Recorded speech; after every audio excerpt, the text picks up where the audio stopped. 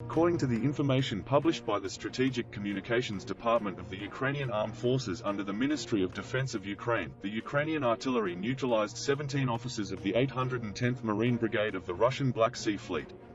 As a result of effective artillery fire, 17 officers from the brigade command were neutralized, 3 were destroyed and 14 were injured. At least 5 of these officers were high-ranking Russian military personnel. According to the reports, the seriously injured officers were TVO Commander 810 OBRMP Colonel Yan Sukhanov, Tech Commander of the 382nd Separate Battalion of Deputy Major Leonid Smirnov, Chief of Communications 810 OBRMP Captain Andriy Bushman, Lieutenant Colonel Alexei Teremkov, Commander of the 542nd Assault Battalion. The commander of the Howitzer Self-Propelled Artillery Battery is 546 OGSADN Captain Viktor Urshov. The Ukrainian Armed Forces and Ukrainian artillery have recently taken steps to prevent Russia's activities in the Black Sea. Many Russian warships were shot down in the seas. At the same time, many high-ranking naval officers were neutralized. The main reason for these steps is to put the narrow process in the world, including the world, on track by opening the narrowed economy of Ukraine and the ports that are the trade route. In fact, this was one of Russia's primary plans.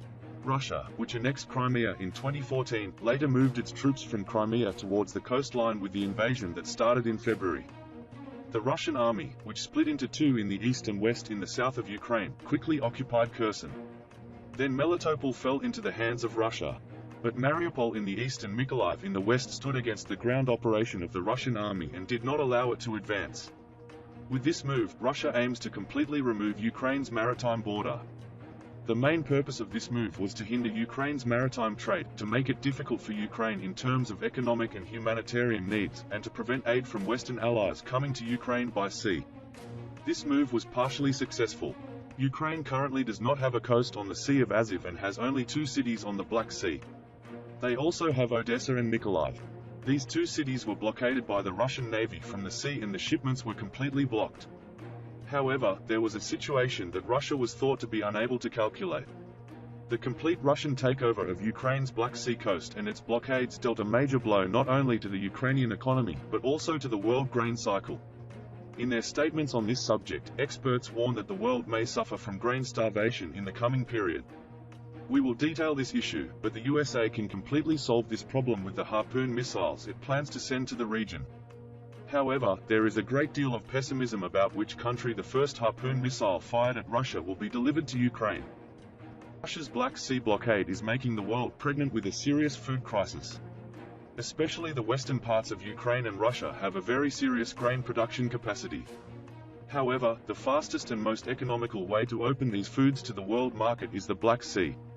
Currently, the Russian Navy is preventing all marine vessels, including civilian ships, from approaching the Ukrainian shores in the Black Sea. Especially for this reason, Ukraine needs powerful anti-ship missiles. Harpoon and NSM anti-ship missiles would of course be a strong deterrent to keep Russian ships off the Ukrainian coast. However, as we mentioned, this has various risks. At the moment, neither Russia nor NATO countries want to provoke someone. However, Russia is more cautious in this regard than before. At the moment, the dominant side seems to be the NATO wing, and it is likely that Russia will no longer be able to prevent the sending of heavy weapons to Ukraine. Russia's current reputation and its extremely aggressive attitude in Ukraine do not seem to be in a position to impose such demands against NATO. We hope that the crisis in the Black Sea will be resolved as soon as possible and Russia will not cause a disaster that will drag the world into a food crisis.